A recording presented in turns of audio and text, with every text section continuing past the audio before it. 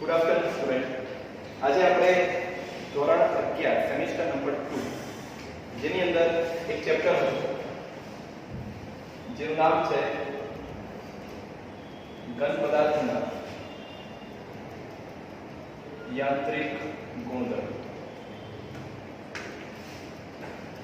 હવે જો આ ચેપ્ટરની અંદર તમે તૈયારી કરતા હો તો તમારે શું ધ્યાનમાં રાખવાનું છે કે આ ચેપ્ટરની અંદર ચોપડીની અંદર ગણીને 4 થી 5 ઇક્વેશન, જો તમને થોડું ઘણું યાદ કરાવું તો પ્રતાન પ્રતિબળ, પછી પ્રતિબળ સિગ્મા હતું, પછી ખેંચવાવાળી વાત હતી, પોઈઝનનો ગુણોત્તર હતો, આના સિવાય બીજા કોઈ જ ઇક્વેશન કરવાના નથી, બરાબર? યંગ મોડ્યુલસ હતું, બલ્ક મોડ્યુલસ હતું, બસ એ જે ચોપડીમાં તમને આપેલા છે એ સૂત્રો કરવાના છે, એના અકોર્ડિંગ ટુ સિમ્પલ પ્રશ્ન આ ચેપ્ટરમાંથી આવતો હોય ઘણીવાર, એટલે બહુ ઓછા મહેનતથી માર્ક મળી શકે એવું ચેપ્ટર છે। તો જો બાજુમાં મેં તમને 3 ઇક્વેશન લખી રાખી છે, બરાબર? એમાં આ બે ઇક્વેશન છે એ પોઈઝનના ગુણોત્તર છે, જે તમે તમારી ચોપડીમાં જોઈ શકો છો, અને આ યંગ મોડ્યુલસનું સૂત્ર છે। એટલે આજે આપણે જે પણ થોડું એમસીક્યુ કરીશું એ ચોપડી બેઝ જ કરીશું, પણ થોડું એડવાન્સ કે જેની અંદર જેમ કે તાર હોય તો તમને બધાને ખબર છે કે તારનું ક્ષેત્રફળ લેવાનો વારો આવે તો એ બરાબર શું લઈએ છીએ આપણે? પાઈ આર છે। પછી ઓમેગા એટલે આપણે કોણીય આવૃત્તિ, ઓમેગાની જગ્યાએ શું લખાય તો 2 પાઈ f લખી શકાય। પછી મેબી ત્રિજ્યા, વ્યાસ અને ત્રિજ્યાનો સંબંધ તમને ખબર હોવી જોઈએ, બરાબર? પછી કોઈ નળાકાર હોય તો એનું કદનું સૂત્ર ખબર હોવી જોઈએ, પછી કોઈ પણ નળાકાર હોય તો ક્ષેત્રફળનું સૂત્ર ખબર હોવી જોઈએ। તો આ બધા સૂત્રો તમને ખ્યાલ હોય તો તમે દાખલા ગણી શકો છો। આજનો પહેલો દાખલો આપણે જોઈએ, જેની અંદર એવું લખેલું છે કે what is the percentage increase in the length of a wire। તો જો પહેલો શબ્દ તમે આ વાંચો, percentage error એટલે કે પ્રતિશત ત્રુટિ, અને બીજો શબ્દ છે લંબાઈ। તો લંબાઈ વાત આવે ને જ્યારે પણ ત્યારે યંગ મોડ્યુલસ જ આવે, કારણ કે યંગ મોડ્યુલસ લંબાઈ માટે હતું, જો તમે ચોપડીમાં જોશો તમને ખ્યાલ આવશે। એવું કીધું છે કે in the length of a wire of diameter 2.5 mm, એટલે તમને ડાયામીટર આપેલું છે, ડાયામીટર એટલે કે ડાયામીટર નો મતલબ થશે વ્યાસ, વ્યાસ તમને આપેલું છે 2.5 mm, mm ન ચાલશે એટલે 2.5 m એટલે 10 - 3, એટલે 2.5 કે 10 - 3 મીટર આપેલા છે। જ્યારે પણ વ્યાસ આવે કોઈ પણ ડીપ હોય કે કોઈ પણ જગ્યાએ તો ત્રિજ્યા સુધી જ કરવાની, એટલે કે r બરાબર d બાય 2, એટલે વ્યાસના ભાગ્યા 2 કરશો એટલે ત્રિજ્યા મળશે, એટલે કે 2.5 ગુણ્યા 10 - 3 ભાગ્યા 2, આ તમને ત્રિજ્યા મળે। આગળ વાંચીશું, stretched by a force of 980 newton, એટલે તમને બળ આપેલું છે F = 980 ન્યૂટન જેટલું બળ આપવાનું છે વાયરને, જેના વડે ખેંચવાનું છે। યંગ મોડ્યુલસ તમને આપેલું છે રકમમાં, એ લખી દઈશું આપણે।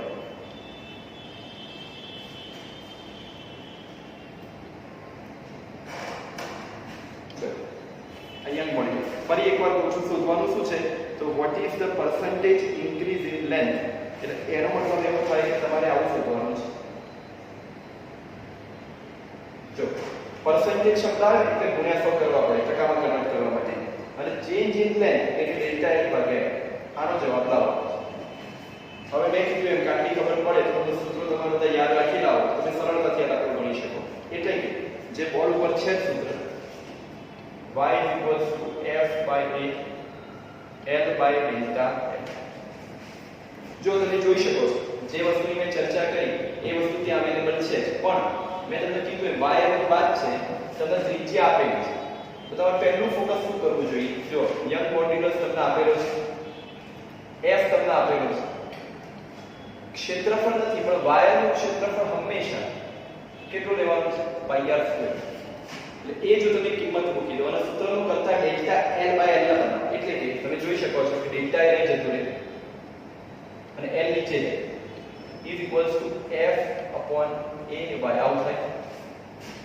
હવે જો તમારી પાસે f ની કિંમત છે 980 ન્યૂટન, નીચે આવે પાઈ r સ્ક્વેર, પાઈ એટલે 3.14, r એટલે કેટલા? તો r આપેલા છે, એટલે કે 2.5 ગુણ્યા 10 - 3 નો 2 નો સ્ક્વેર। યંગ મોડ્યુલસ પણ તમને આપેલું છે ગુણ્યા 12.5 ગુણ્યા 10 ની 1, આનું તમે સાદું રૂપ આપશો તો તમને જવાબ મળશે, પરંતુ જવાબ પછી ગુણ્યા 100. અહીં પણ તમારો જે પણ જવાબ આવે શું કરશો ગુણ્યા 100.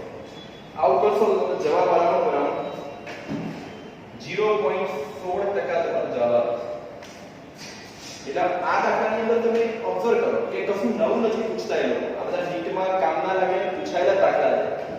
આ વ્યાસ ત્રિજ્યા બધા આવે, સૂત્ર તમારે યાદ રાખવું જ પડે. પર્સન્ટેજ એરર એટલે ગુણ્યા 100.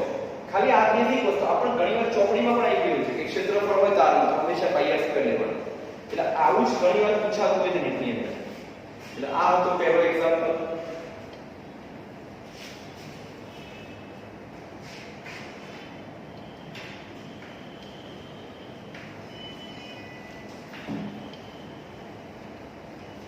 चलो હવે આપણે બીજો એક્ઝામ્પલ જોઈએ. બીજા એક્ઝામ્પલની અંદર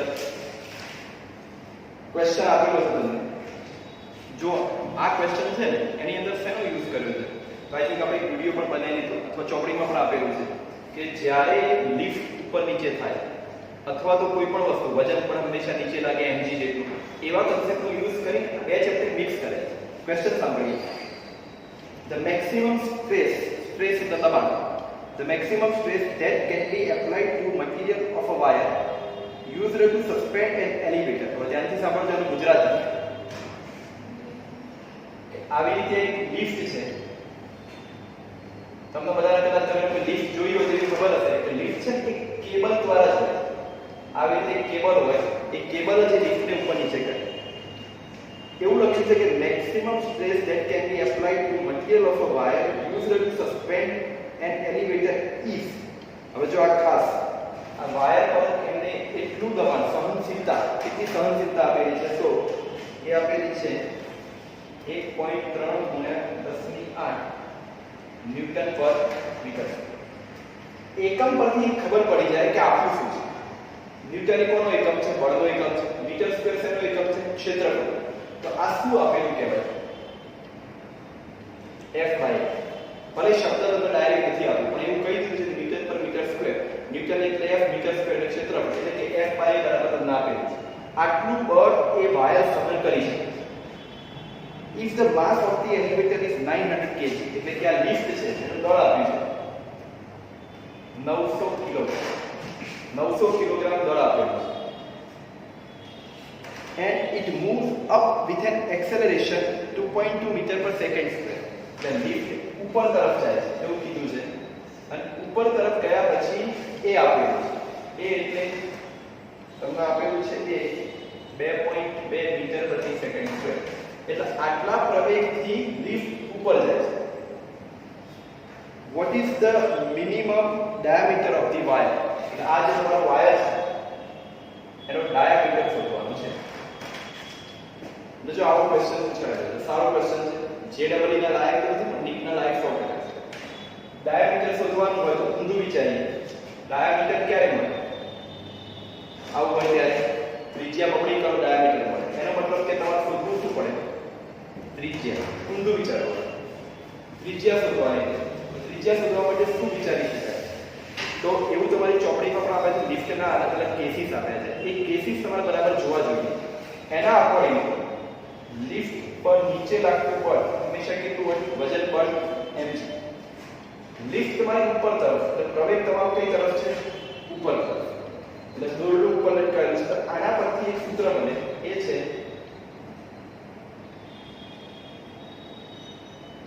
શું બનશે? F બરાબર mg.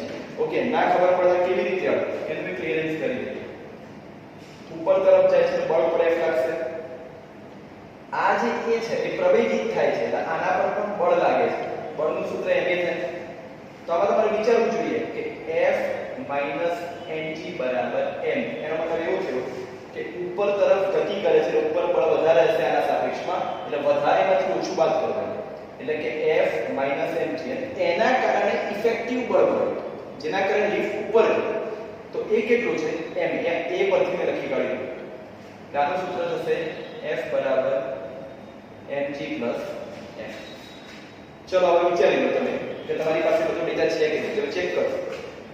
m અવેલેબલ છે, g એ તો હોય જ, a છે. અહીં તો તમે આની અંદર જો કિંમતો મૂકો તો તમને બળ મળી જાય. તો એ બળ કેટલું મળે છે? તો એ બળ તમને આટલું એટલે જો બળ શોધીએ F બરાબર 10800 ન્યૂટન જેટલું બળ. ગોલ શું છે? ત્રિજ્યા શોધવાનું. તો અગેન આપણું સૂત્ર શું આવશે?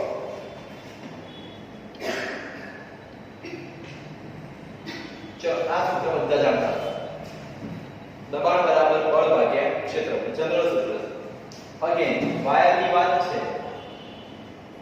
થાય વાયરની વાત છે એટલે ક્ષેત્રફળ શું છે? A બરાબર pi r સ્ક્વેર. હવે તમે જાતે નક્કી કરો કે r અને f નો સંબંધ વ્યસ્ત પ્રમાણમાં છે. r અને f નો સંબંધ કેવો છે? વ્યસ્ત પ્રમાણ. તમને દેખાય છે. તો એક વધે તો બીજું ઘટે અને એક ઘટે તો બીજું વધે. તો આના પરથી શું કરી શકાય?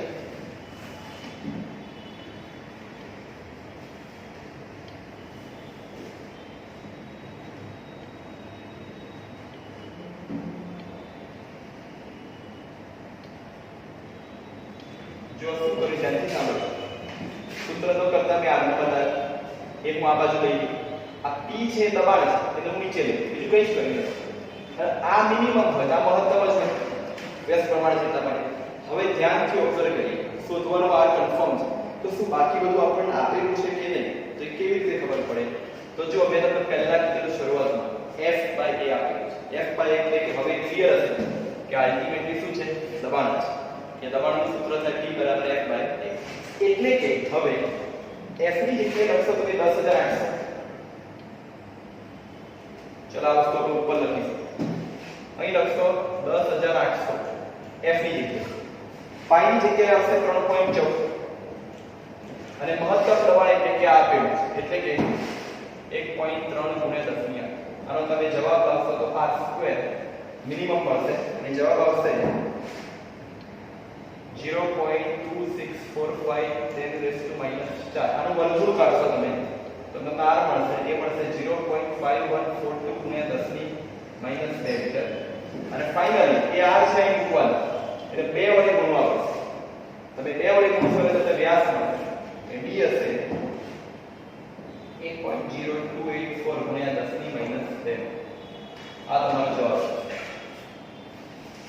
એટલે ખાસ તમે ધ્યાનમાં રાખજો કે આ દાખલામાં શું વધારાનું હતું, શું સારું હતું.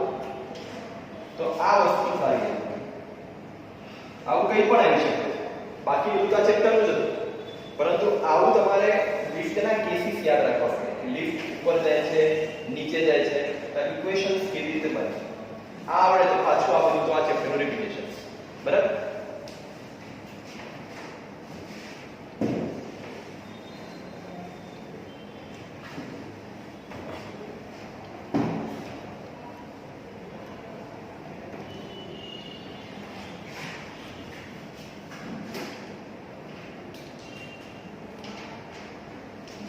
ચલો આગળ વધીશું.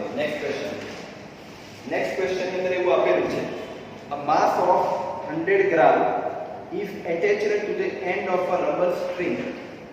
હવે mass of 100 gram એટલે ખબર પડી જવી જોઈએ કે m બરાબર આપેલા છે 100 દળ આપેલું છે 100 ગ્રામ is attached to the end of a rubber string. એટલે રબરની સ્ટ્રિંગ છે, દોરી છે જેની લંબાઈ તમને આપેલી છે 49 સેન્ટીમીટર.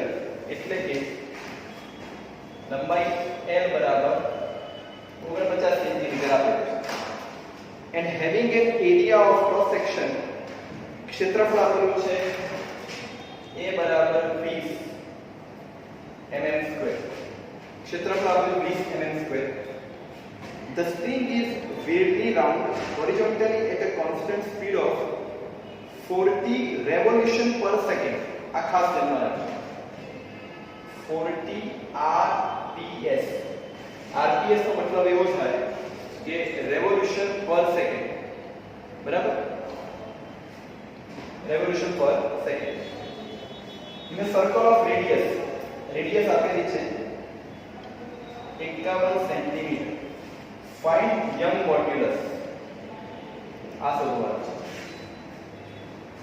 બરાબર? આ રીતે ક્વેશ્ચન છે. અલ્ટિમેટલી શોધવાનું તો એક મોડ્યુલસ જ છે પણ થોડું ફેરવી લખેલું છે. તો સૌથી પહેલા જે સૂત્ર છે તમારું એ મૂકીશું એટલે કે young modulus F by A L by delta L.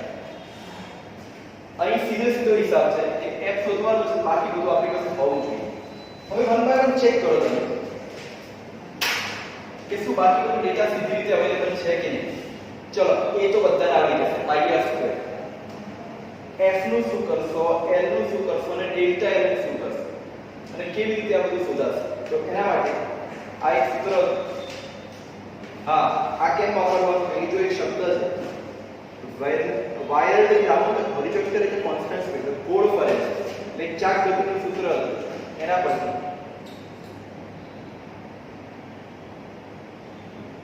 આ ચાક ગતિ વાળું જે ચેપ્ટર છે એનામાંથી ઇક્વેશન લખેલું છે F બરાબર mr ઓમેગા સ્ક્વેર. હવે ઓમેગા તમને બધા આવે છે. mr ઓમેગા નું સૂત્ર થાય 2 પાઈ f નો square. Ultimately mr 4 pi square f square આવું થાય છે. યાદ રાખજો આ બળ છે અને આ ફ્રીક્વન્સી છે, આવું બંને અલગ અલગ વસ્તુ છે. હવે તમે શાંતિથી ઓબ્ઝર્વ કરો કે શું તમારી પાસે બાકીનો ડેટા છે. વન બાય વન ચેક કરીએ. ચલો m આપણી પાસે છે, હા 100 ગ્રામ છે. સપોઝ 100 ગ્રામ નક્કી કરે. જો ફિલહાલ મેં mks માં કન્વર્ટ નથી કર્યું, બધા as it is રાખ્યા છે, કશું બી ચેન્જ કર્યું નથી. જોઈશે કારણ કે જો આ cgs છે, આ પણ cgs છે, આ પણ cgs છે અને આને તમે cgs માં લાવી શકો છો. બરાબર. ચલો m બરાબર કેટલા લીધા 100. હવે આપણી પાસે r છે, r પણ તમને આપેલ છે 51 એ લખી લઈએ. ચલો 4 બધા લખી દો તો પાઈ એટલે 3.14 નો સ્ક્વેર.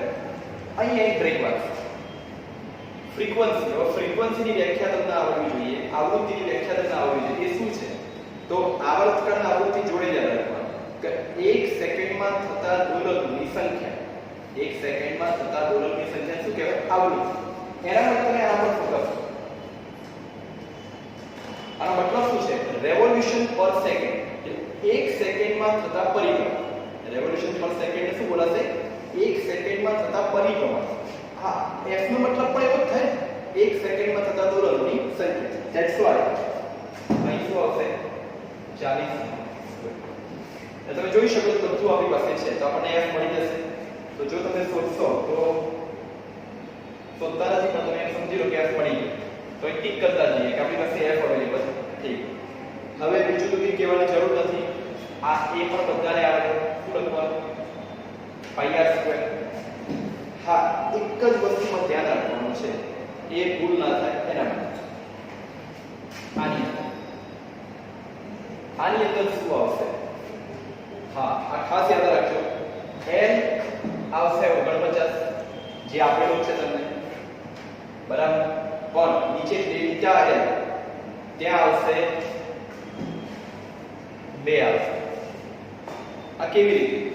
તો તમારી ત્રિજ્યા છે 51 સેન્ટીમીટર, લંબાઈ છે 49. એટલા માટે તમારે ત્યાં કરવું પડે 51 માઈનસ 49 એટલે કેટલા આવે? 2. હવે ક્લિયર થઈ ગયું. f છે, a છે, l છે, ડેલ્ટા l. તમને શું મળી જશે? Young modulus y. જવાબ ફરાવ કરાવો 3.95 ગુણ્યા 10 ની 10 ડાઇન પર સેમી સ્ક્વેર. આ જવાબ CGS માં જવાબ. તમે આ સોલ્વ કરશો તો આ જવાબ મળશે.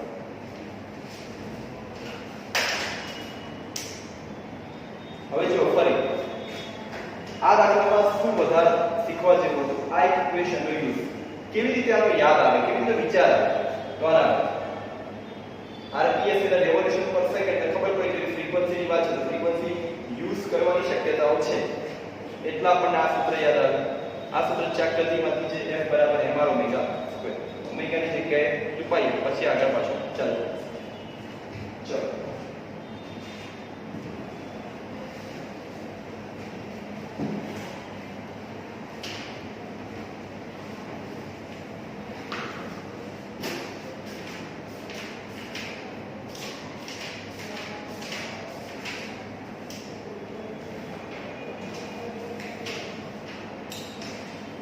ચલો હવે દાખલા નંબર નેક્સ્ટ ક્વેશ્ચન એવો છે કે determine the Poisson's ratio of the material of a wire whose volume remains constant under an external normal stress. હવે આની અંદર કોઈ પણ પ્રકારની વેલ્યુ નથી આવી, બરાબર? ખાલી એટલું જ કીધું છે કે તમે પોઈઝન રેશિયો શોધો. ક્યારે? કે જ્યારે એનું કદ કોન્સ્ટન્ટ, આ શબ્દ યાદ રાખો, કદ અચળ રહે, આવું તમને કહેવામાં આવે, બરાબર? એનો મતલબ કે કદથી શરૂઆત કરવી. અને બીજું એવું કીધું છે under the external normal stress, stress એટલે કે દબાણ. હવે આ આકારમાં શું કરી શકાય? સૌથી પહેલા તમને આ આવડવું જોઈએ. વાયરના કદનું સૂત્ર. જો વાયરના કદનું સૂત્ર આવડે તો જ આ દાખલો આગળ એ થાય. શું થશે? પાઈ આર સ્ક્વેર. શું થાય? પાઈ આર સ્ક્વેર. જો હું એને વ્યાસના ફોર્મેટમાં લઈ જાઉં તો r બરાબર d/2 મુકાય. તો જો તમે r ની જગ્યાએ d/2 મૂકો તો અલ્ટીમેટલી પાઈ d²/4 l. શું કર્યું આપણે? ત્રિજ્યા બરાબર વ્યાસ ભાગ્યા 2 એનો ઉપયોગ કરીને મૂકી. આ તમને શું પડે છે? વોલ્યુમ. વોલ્યુમ એટલે કે વેગ. હવે આની અંદર એક શબ્દ છે, અહીં લખ્યું છે કદ અચળ. હવે કદ અચળ છે, અચળ પદનું વિકલન શૂન્ય થાય, આવું આપણે તમે શીખ્યા હશે. અચળ પદનું વિકલન શૂન્ય. જો અહીં કદ અચળ કરવાનું તો આ 0 થાય, અને આ 0 ક્યારે થાય? વિકલન કરો તો. એટલે કે આ સમીકરણ વિકલન કરો. હવે આ વિકલન તમને ઘણા લોકો નહીં ફાવતું હોય. કેવી રીતે થાય? તો વિકલનનો ગુણાકારનો નિયમ છે. ગુણાકારના નિયમનો મતલબ એમ થાય, પહેલું એમના બીજાનું વિકલન પ્લસ બીજું એમના પહેલાનું વિકલન. આના ફોલો કરીએ આપણે, તમે જુઓ અત્યારે. તો સૌથી પહેલા v નું વિકલન તો 0 કરી દેશો, અચળ પદ છે. હવે આમાં નક્કી કરો કે એક પદ આ છે l અને બીજું પદ આ છે. તમે પાઈ ને કન્સિડર કરો કે ના કરો તો અચળ પદ છે, એ આપણને અસર કરતું નથી. એક d²/4 પર ફોકસ કરો અને બીજું l પર ફોકસ કરો. એવું ધારી લઈએ કે l નો હું અડધો નથી, કારણ કે વિકલનના ગુણાકાર નિયમ શું કીધું મેં? પહેલું એમને બીજાનું વિકલન પ્લસ બીજું એમને પહેલાનું. એટલે કે l ના ની અડધાનું વિકલન કરો તો d² નું વિકલન તો તમને ખબર છે, ઘાત આગળ છે, ઘાત પેટે 2d. તો પાઈ 2d/4 dt. આ શું થયું? બધા ચેક કરજો. આ d² નું વિકલન 2d, ઘાતનું વિકલન થયું. પછી d નું વિકલન કરો એટલે dd. d ની સાપેક્ષે d નું વિકલન dd અને ln. પછી આવે પ્લસ. પછી શું એમને રાખવાનું? તો આ પદનું વિકલન એમને રાખવાનું અને l નું વિકલન કરવાનું. એ તમને મળશે. એટલે જો મેં આ વિકલન સૌથી પહેલા પહેલું એમને બીજાનું વિકલન પ્લસ બીજું એમને પહેલાનું, જેમાં હા અલ્ટીમેટ ગોલ યાદ રાખવાનું, તમારા પોઈઝનનો ગુણોત્તર એ સિગ્મા શોધવાનો. એના માટે તમારા સૂત્ર જે મેં પહેલેથી એટલે લખી રાખ્યું છે, તમને ખબર છે. હવે તમે આને ફોકસ કરો. આ સૂત્ર તમને ખબર હોવી જોઈએ. તમે આને ફોકસ કરશો તમને આ જવાબ દેખાવાની શરૂઆત થઈ જશે. તમારે આવું આવવું પડે -d/d/dl/l, તો તમને સિગ્મા મળી જાય. તો તમે જો આમાં સૌથી પહેલા કોમન કાઢી લઈએ. અહીં તો 2 જતા રહેશે. જો પાઈ અને d કોમન છે, 0 બરાબર શું લખશો તમે? Pi d. Okay, by 2. I think check કરો. પાઈ કોમન છે, હા. d કોમન છે, હા. નીચે 2 પણ કોમન છે. તો અહીં શું રહેશે? અહીં રહેશે dd અને l. અહીં શું રહેશે? તો અહીં ફક્ત d/2 આવું કંઈક રહેશે. ઓકે, ચલો આ 5d/2 આપણે 0 થઈ જાય તો રહ્યું શું? 0 ddl d/2 dl. હવે ગોઠવવાનો પ્રયત્ન કરવાનો આવી તો શું કરી શકાય? એક ના બાજુ લઈ દે તો -ddl બરાબર d/2 dl આવું થાય. હવે આને જોતા રહેવાનું, સેટ કરતા રહેવાનું. એટલે કે આ d ને અહીં લઈ જવાનું, l ને ત્યાં લઈ જવાનું. એટલે કે -dd/d 1/2 dl/l થઈ ગયું. ફરી આને જોવાનું તો હજી તમે આમ લઈ શકો. એટલે કે -dd/d ભાગ્યા dl/l બરાબર 1/2. તો હવે આ તો સિગ્મા છે તો પતી ગયો દાખલો. જવાબ આવશે સિગ્મા બરાબર 1/2. આપો આ પોઈઝનનો ગુણોત્તર કેટલો થશે? એટલે આવા એમસીક્યુ પૂછાય તો કશું આપ્યું નથી એટલે બધા ટ્રાય નથી કર્યા. પણ કદ અચળ છે એ શબ્દ પરથી કદ અચળ છે એટલે 0 કરવો એટલે વિકલન, અને વિકલનમાં ગુણાકારનો નિયમ એટલે તમને જવાબ મળે. હા, આપણા સૂત્રો ખબર પડે ખાસ. તો આવી રીતે આ બધા MCQ સોલ્વ કરી શકાય. ફરી હું તમને કહું છું કે આ ચેપ્ટર તમે જ્યારે સોલ્વ કરો અથવા રિવિઝન કરો તો ચોપડીના રિવિઝન કરતા 1 કલાક થાય. તમે ફક્ત યંગ મોડ્યુલસ, બલ્ક મોડ્યુલસ, પોઈઝનનો ગુણોત્તર અને બેઝિક સૂત્ર એટલા તમે સરખી રીતે કરશો તો આના કોઈ પણ દાખલા તમે આરામથી સોલ્વ કરી શકશો. અને એક દાખલો પૂછાય છે ઘણી વાર, તો બહુ સારી વસ્તુ છે કે આવા ચેપ્ટરમાંથી એક દાખલો મળે 4 માર્ક તમને મળી છે. આઈ હોપ તમને ખબર પડી હશે. Thank you.